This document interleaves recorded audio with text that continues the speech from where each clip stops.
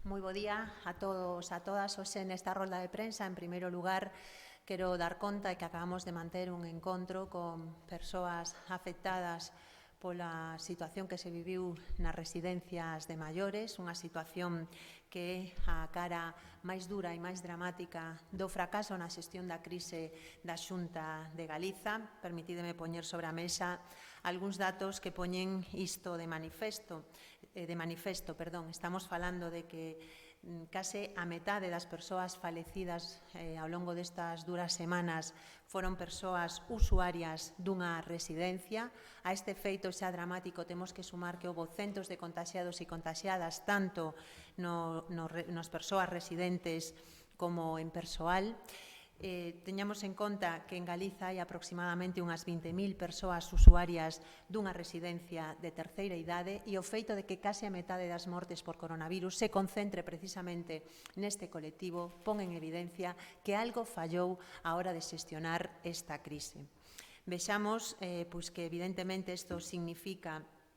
que se necesitan repensar e dar explicacións e tamén atender e entender as demandas que neste momento están poñendo sobre a mesa as persoas que teñen a unha familia nunha residencia que, se é duro en xeral vivir o confinamento, creo que moito máis coa incerteza de saber que podería estar pasando a un ser querido nunha residencia. É evidente que no problema que estamos abordando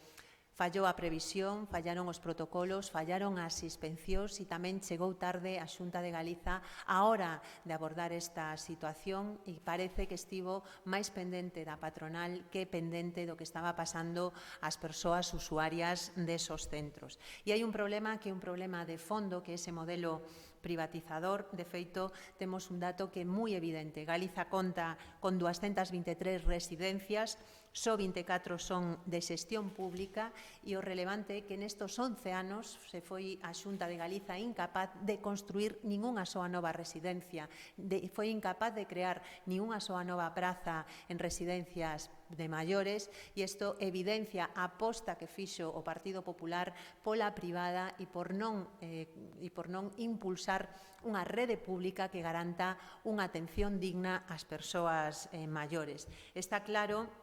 e vímolo nesta crise, que non se pode mercantilizar o dereito a un trato digno na vellez e que é necesario un cambio de modelo. Por iso nós hoxe tamén asumimos coas persoas coas que estivemos reunidas un compromiso, en primeiro lugar, para demandarlle á Xunta de Galiza que ten que planificar unha volta á normalidade destos centros. Sabemos que hai moitas persoas que levan casi 2 meses illadas, con problemas cognitivos e que necesitan poder volver a ter ese contacto coas súas familias. Hai que facer un protocolo claro que poña por diante a necesidade de que se tomen todas as medidas para evitar contaxios, pero que permita unha certa volta á normalidade e que permita que as familias podan volver a facer visitas. Tamén entendemos que é necesario investigar que pasou. Non podemos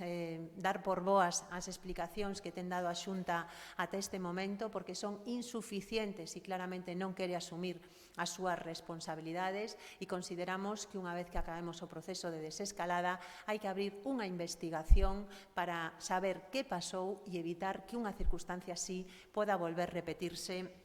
no futuro. E, por último, entendemos que a clave é o cambio de modelo, que temos que apostar porque a atención ás persoas maiores non se mercantilice, sino que se poña por diante que isto é un dereito fundamental e que hai que garantilo desde o ámbito público.